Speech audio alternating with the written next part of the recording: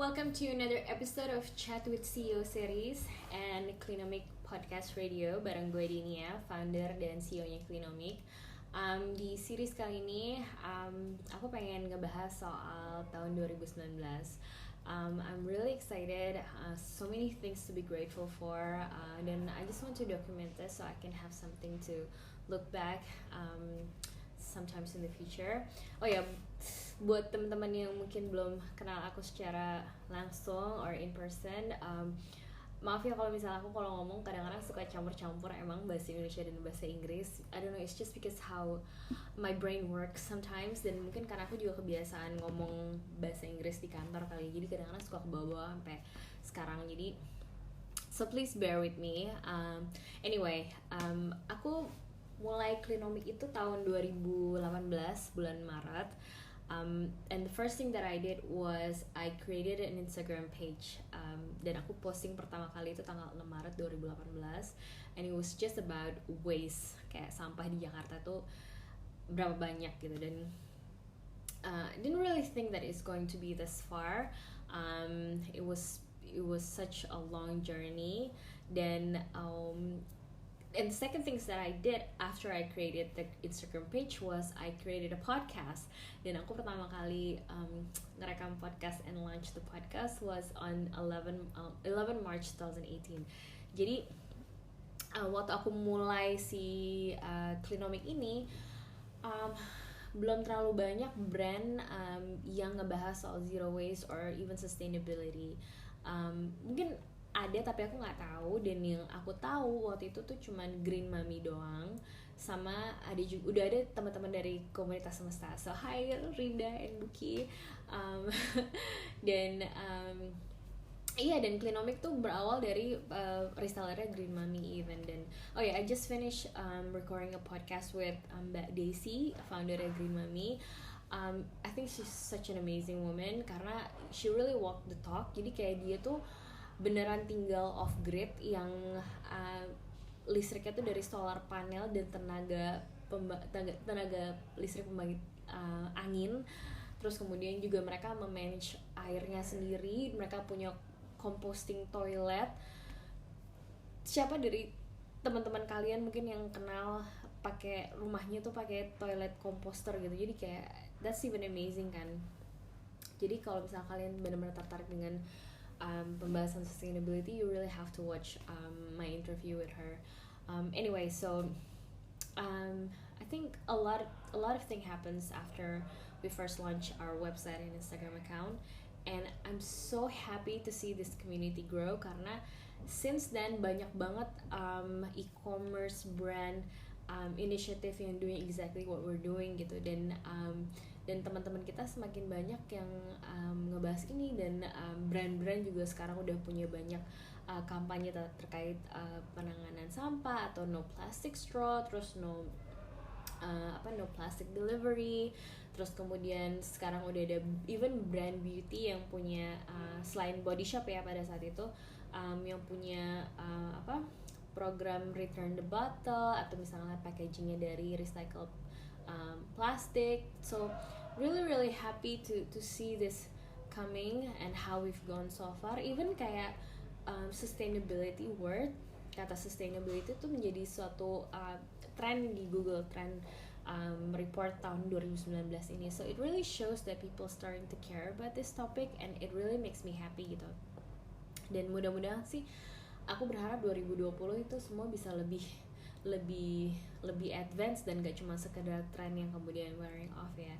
And even bulk store, sekarang tuh bulk store udah mulai ada di mana-mana kan. Kayak kamu bisa lihat di Instagram highlightnya Clinomic, kita punya list bulk store di seluruh Indonesia yang ada di Jakarta, Jogja, Surabaya. Most kota-kota besar udah ada bulk store, dan even kalau misalnya nggak ada ya kalian bisa ke pasar aja kan basically.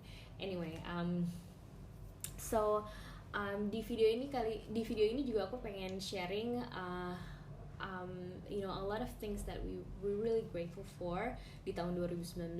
Jadi kita pindah ke kantor ini tahun 2019, terus juga kita menghadiri Happiness Festival. That was a highlight, and we launch a new website. That was also another highlight. um, Terus kita juga ngedatengin beberapa acara offline. Kita kerja sama Bank DBS. Terus kita juga jadi pembicara di beberapa company terkait dengan proyek sustainability-nya mereka.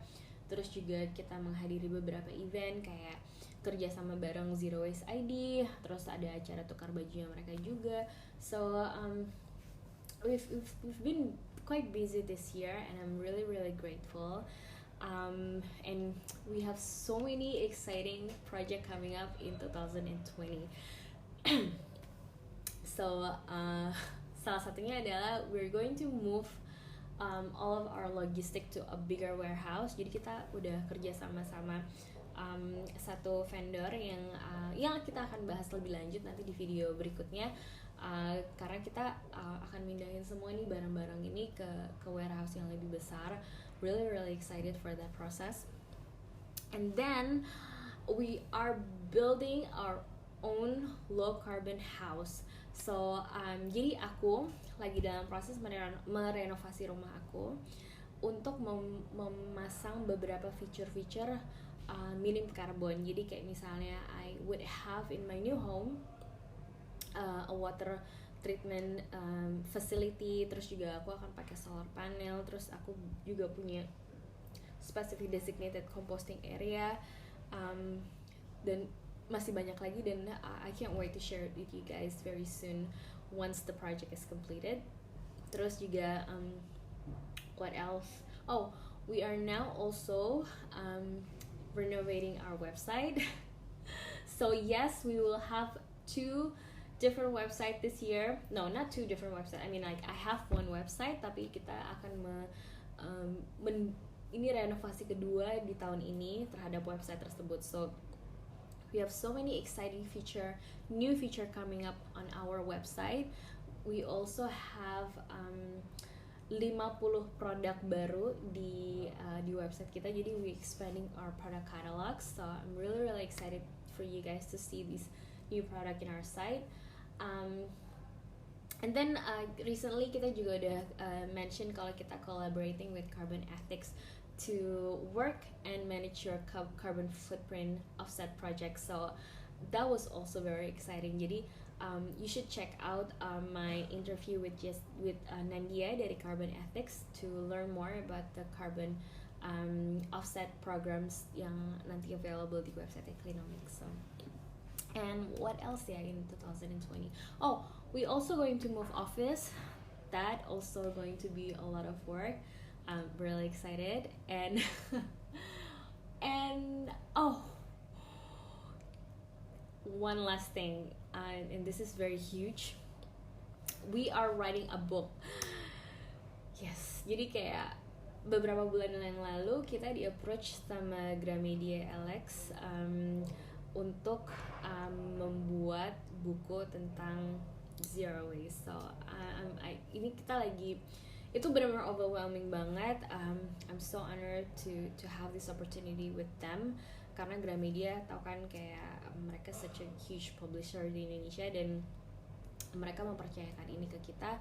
So I'm really grateful for that opportunity, dan kita masih dalam proses untuk menulis buku itu, dan mudah-mudahan di tahun 2020 kita bisa menerbitkan buku itu, dan we will of course let you know in our social media platforms. And apa lagi ya, and I think for the next year di 2020 Clinomic akan banyak lebih ngebahas soal green economy and the low carbon lifestyle. So we started as the platform that talks a lot about zero waste and dan sampah dan penanganan sampah in general, but we soon realized that we have a lot other bigger problem, which is the climate change itself. Jadi kayak kita pengen banyak ngebahas tentang carbon footprints, gimana caranya menghitung jejak karbon kamu, dan you'll see in a lot of our contents we'll talk more about that.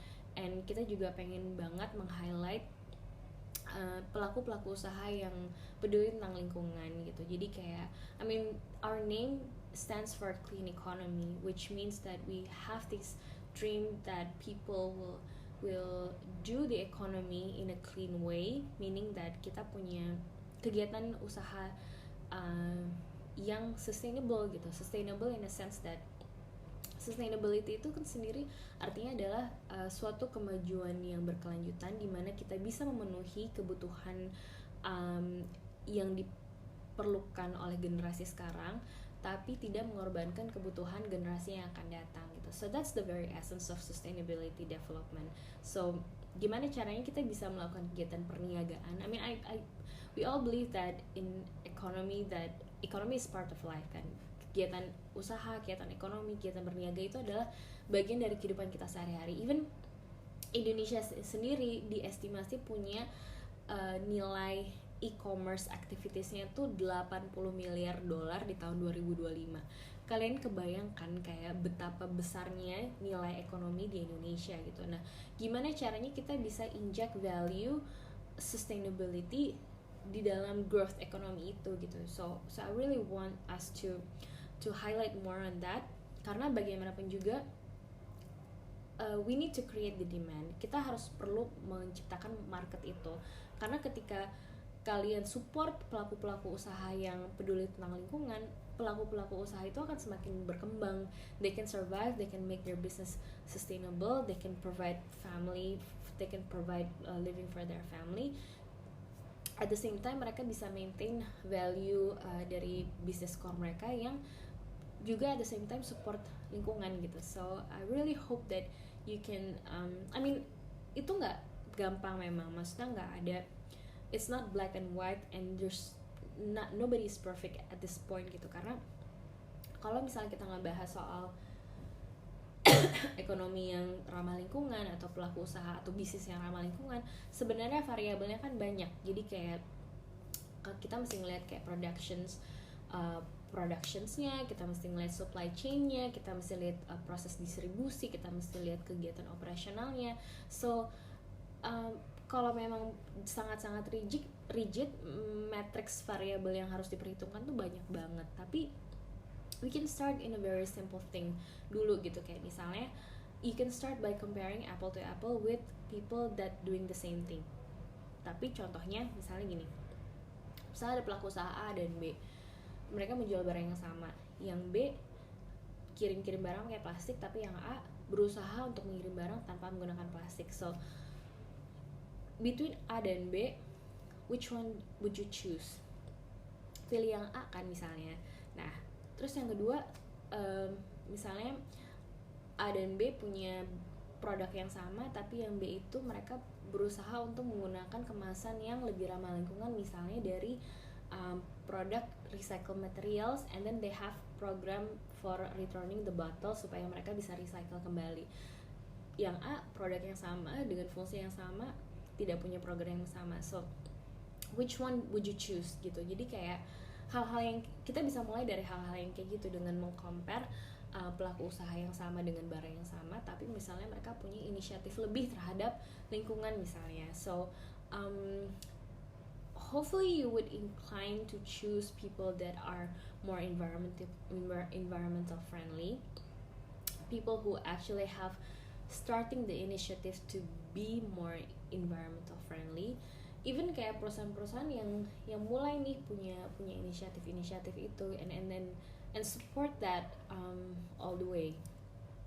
So memang sebenarnya banyak banget yang mesti kita pelajarin gitu. I mean it's not a very straightforward thing, dan banyak hal yang mesti dipelajarin karena ya it's not an easy issues gitu.